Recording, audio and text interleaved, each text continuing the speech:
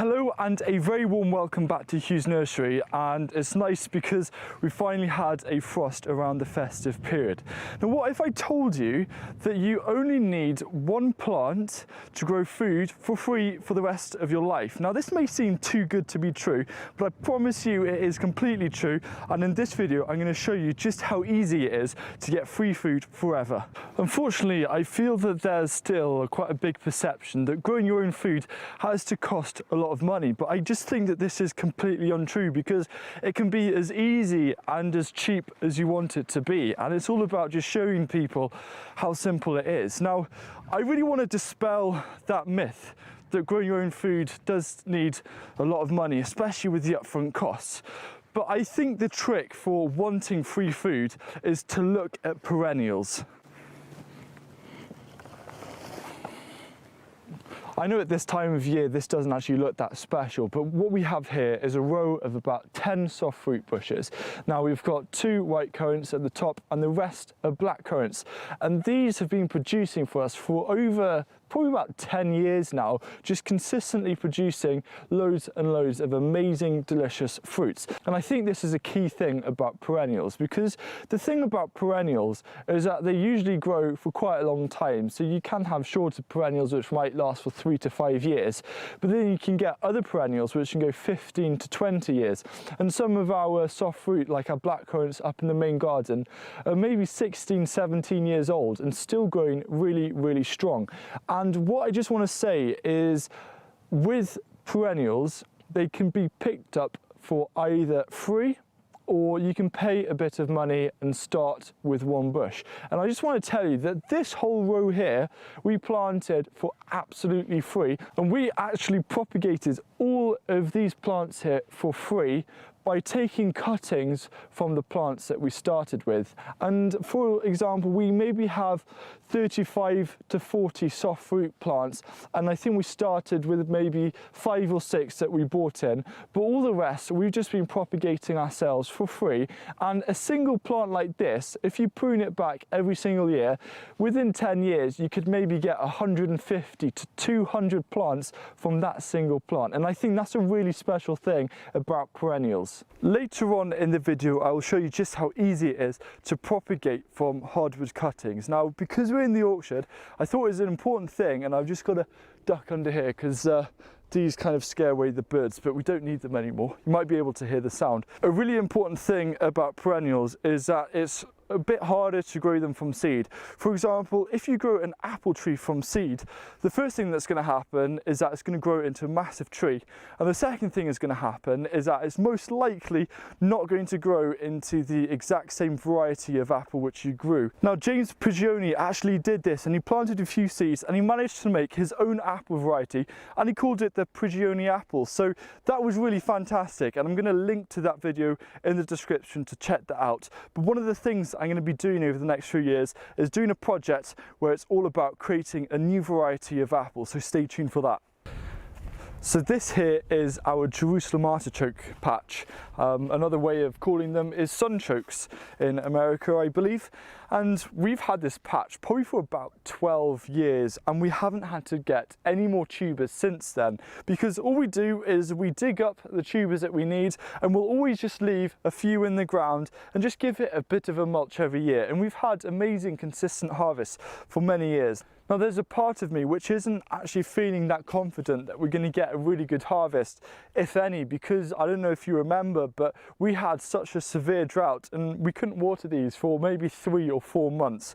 So I'm not actually feeling that positive, but I thought I'd dig in, see what we have. But I just want to show you that perennial vegetables don't just need to be things like soft fruits or fruit trees. They can be other things like Jerusalem artichokes, and rhubarb is another one, but we'll get on to rhubarb very soon. So wish me luck, and hopefully we'll find something. I'm just going to dig this up and see. It isn't looking that promising, but I have seen a couple of tubers here.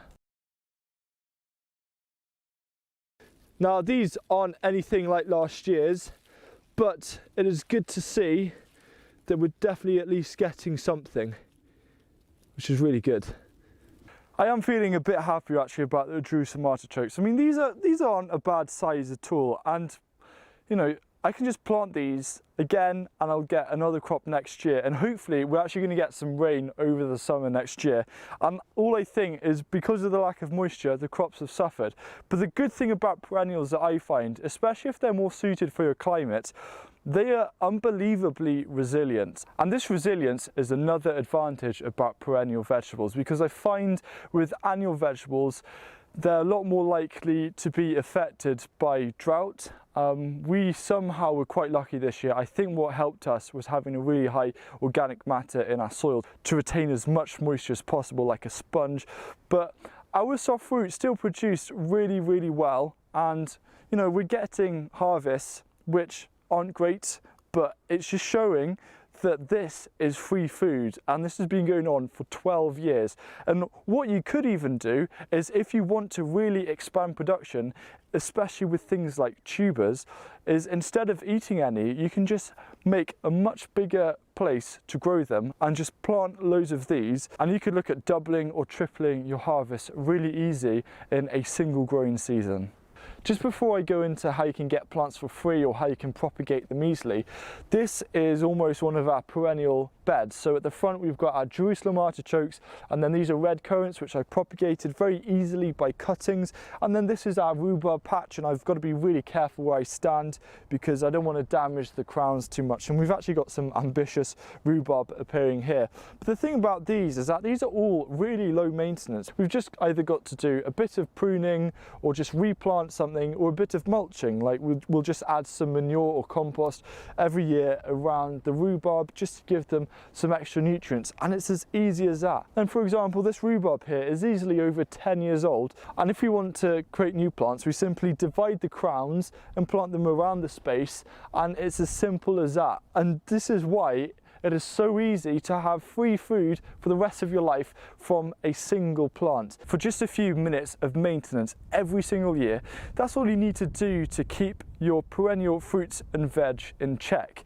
Now, of course, if you want to get free food from one plant for the rest of your life, that is where propagation comes in, and that's a really key thing, because I doubt a blackcurrant plant is going to live beyond 30. I'm sure there are cases. So let's just say you have a blackcurrant bush, and let's just imagine that it has a lifespan of 15 to 20 years. Then what you can do, if you like to prune your blackcurrant bushes every single year, is to take a few cuttings which are around 20 to 30 centimeters long, and then you just stick these 2/3 deep into the ground. And you can do this either into a pot or into a raised bed, or just directly into the ground somewhere. And what's going to happen is that in the spring, these will begin to root, and before you know it, you're going to have some more plants growing really, really easily. And it is that simple. And of course, it really does depend with propagation, depending on which plant it is. For example, if it was something like a blackberry, you want to propagate that by layering.